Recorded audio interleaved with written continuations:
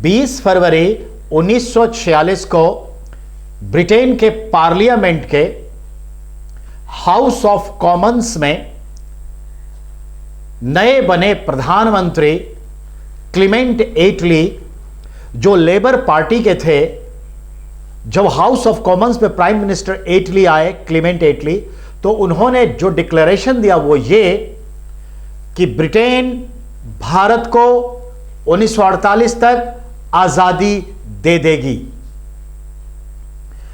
20 फरवरी को यह घोषणा Clement Attlee, Labour Party, prime minister, House of Commons, Britain से की गई कि भारत को 1948 तक आजादी दे दी जाएगी। स्वाभाविक है, इसके पीछे एक कारण है।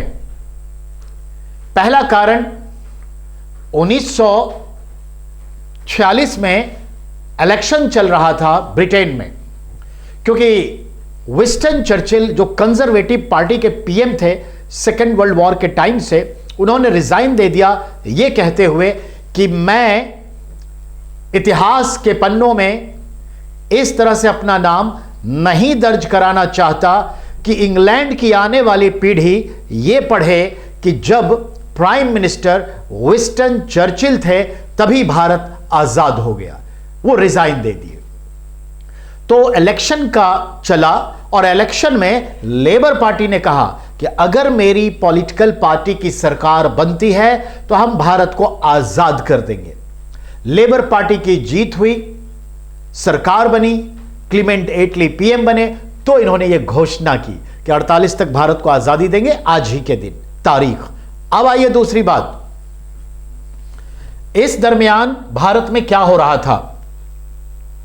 इस दरमियान 18 फरवरी से लेकर 23 फरवरी के बीच 1946 में कहते हैं ना कि अंग्रेजों की ताबूत में आखिरी कील ठोकी जा रही थी। वो आखिरी कील थी, आपकी मालूम है क्या? नौसेना विद्रोह। 18 फरवरी को 1946 को भारत में भारतीय नौसेना ने विद्रोह कर दिया।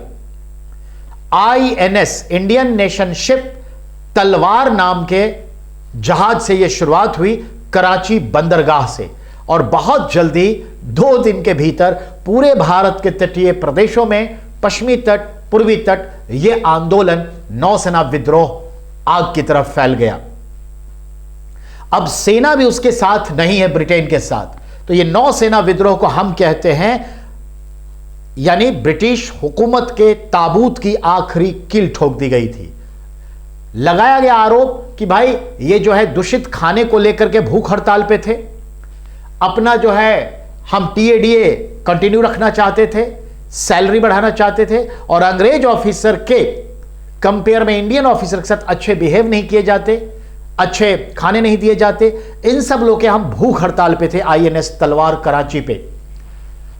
इन लोगों ने, अंग्रेजों ने जबरदस्ती खाना खिलाया, हमने कई ऑफिसर्स को उठा के समंदर में फेंक दिया, and that was the beginning of नौसेना विद्रोह। तो नौसेना विद्रोह जैसे ही बीच में 20 तारीख को यह घोषणा हो गया, तो ध्यान दें, एक्टिव हो गए हमारे कौन? सरदार वल्लभ भाई पटेल और मोहम्मद अली जिन्ना, दोनों एक्टिव हुए, और उन्होंने कहा कि अब आजादी का प्रोग्रामिंग शुरू होगी, कब क्या होना है। तो काम तो हमने कर दिया। तो इन दोनों ने सेना से अपील की, नौसेना से, कि अब आप अपने अपने बैरक में आ जाएं, और इन दोनों के प्रयास से नौसेना विद्रोह को शांत किया गया। तो इस तरह से ध्यान देंगे। और वैसे भी अब अंग्रेज परेशान हो चुके थे, सेकेंड वर्ल्ड वॉर में काफी कुछ उनका लूट चुका था, उनका रेपुटेशन खत्म हो चुका था, अमेरिका की बादशाहत जम चुकी थी, रशिया एक बहुत बड़ा पावरफुल कंट्री के रूप में उभर चुका था। अब जो है यूरोपीय कंट्रीज थर्ड पोजीशन पे आ गई थी, इंग्लैंड की स्थिति अच्छी नहीं थी, और हम इतने अवेयर हो चुके थे कि अब 32 दांतों के बीच में जैसे जीव को बड़ी मुश्किल से रहना पड़ता है, वैसे अंग्रेजों को भारत में रहने की स्थिति थी। और तब तक जो है आप भी जानते हैं, एक नया सिस्टम आ गया, वर्ल्ड बैंक और आईएमएफ। अब दूर से ही इकोनॉमिक सिस्टम से, रिमोट कंट्रोल से किसी भी देश की व्यवस्था को कंट्रोल किया जा सकता था। तो अब भारत में रहकर आप शासन करें, उससे अच्छा है कि रिमोट कंट्रोल से शासन करें।